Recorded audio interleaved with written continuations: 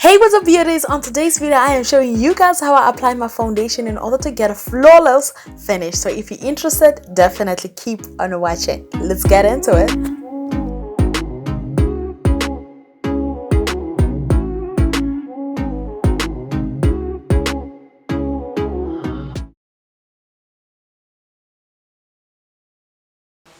Alright beautiful people, let's get into this face, honey. So it took a lot for me to put this mirror up, and to show you appreciation, please click the like button below, because I did this in order to give you guys a different feel and to give you that beauty guru kind of like setup. So if you appreciate it, then be sure to let me know by liking down below. For any background noises, I'm sorry, I'm filming during the day, my family is in the house, so please work with me.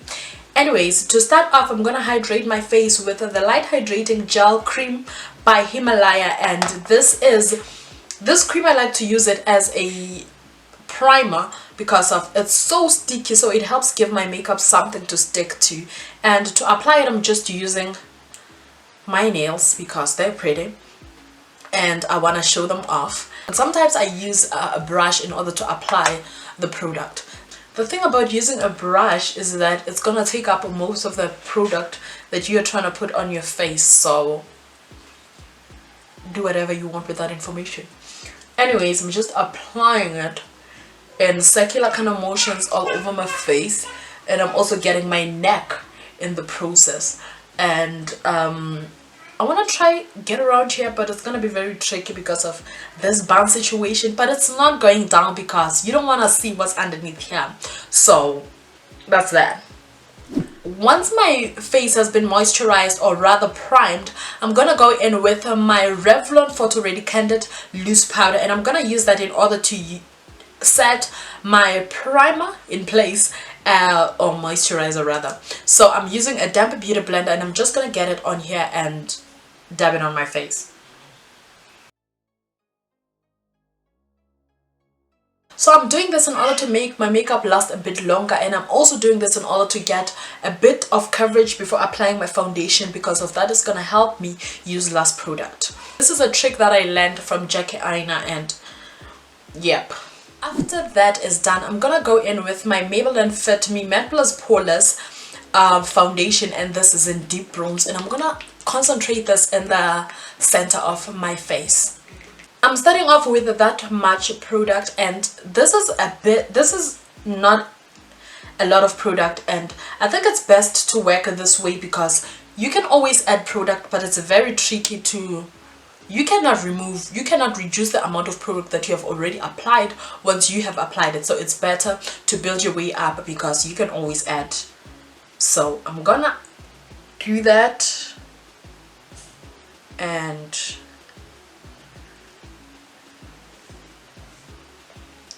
I didn't want to use a beauty blender to start off with my foundation application, so I'm gonna change that real quick.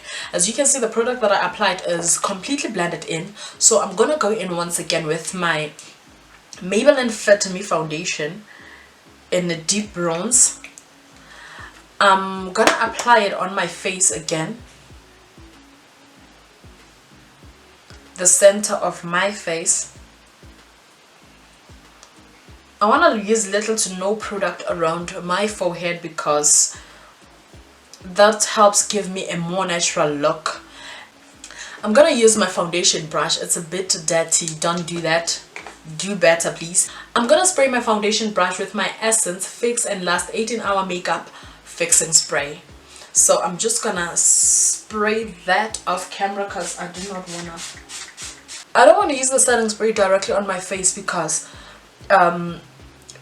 the sprayer is not fine, so it breaks my makeup a lot, and I don't want to do that. I'm not all about that life. So I think it's best to do it this way because I get the benefits of the setting spray, but I do not have to deal with my makeup breaking in the process. So I'm just using here a dabbing motion in order to apply my foundation.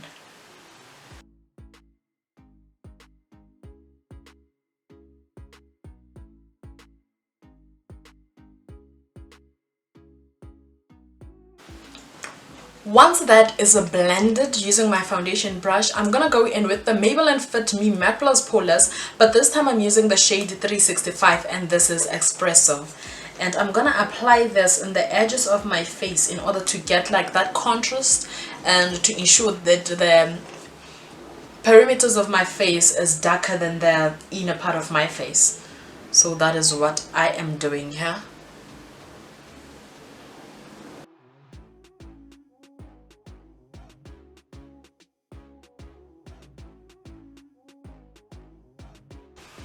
And I'm going in with the same foundation brush and I'm just gonna blend this out.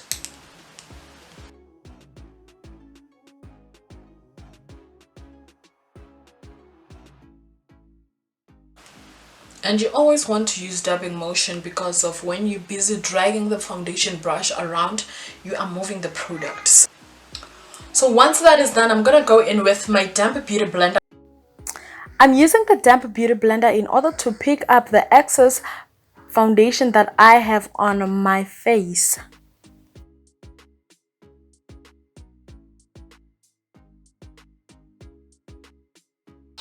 Once that is done, I'm gonna go in with my LA Girl Pro Conceal in the shade Espresso, and I'm gonna use this in order to highlight my face. After properly blending my foundation and before applying my concealer, I did go in with my Maybelline Fit Me Pressed Powder in the shade Espresso in order to set my foundation. This is not shown in the video because I lost those clips, so I'm sorry about that. So with my under eye concealer, I only applied it in this area because I find that when I blend it out, it does come up until here, but then if you apply it here, when you blend it out, it's gonna go even further and then making your face look wider, and that's not the look that you're going for. So I only kept it in this area of my face. Once my concealer has been applied, I'm gonna give it some time in order to sit on my face and kind of like get thick, because of that gives me more coverage. So when this is sitting on my face, I'm gonna go in with the powder that I like for contouring my face, and this is the LA Girl Pro Face Pressed Powder, and this is in the shade Cocoa. And I'm gonna use a dead brush, and this is a contour brush, and I'm gonna use that in order to go over this area of my face. Just gonna go upwards like that, and I'm also gonna apply it in this part right here.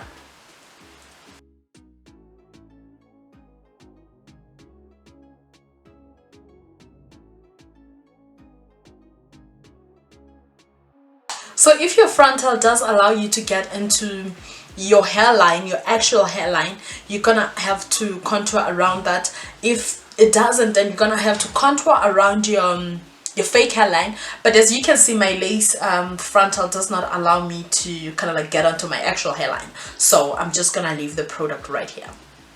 Fake it until you make it, girl. I'm gonna use this in order to blend out my concealer.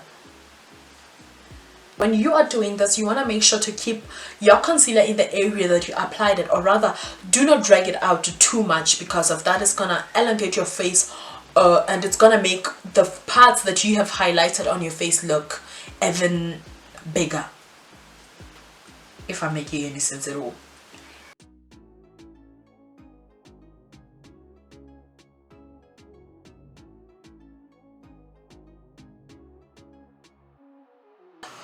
So once that is blended, I'm gonna go in with my Yardley Absolute Translucent and my Revlon Photo Ready Candid Loose Powder. I'm gonna mix the two in order to get a powder that is good enough for my skin tone. Because I find that the Absolute Translucent does not look that good when I use it by itself, and I find that the Revlon Candid is too dark for my skin tone as well. So I'm just gonna mix the two in order to get my perfect shade. I'm not gonna mix a lot of the powder because it's not necessary. I don't need that much. I just need a bit in order to set my highlight in place. And after mixing, this is what the powder looks like. This is what the powder looks like. As you can see, my nose highlight is still there untouched, and I'm gonna deal with that later on after setting my highlight in place. This head wrap is giving lines here, and I do not have that, but it's pushing my and I cannot push it backwards because I don't have like makeup on this part of my face, so I don't want to look stupid.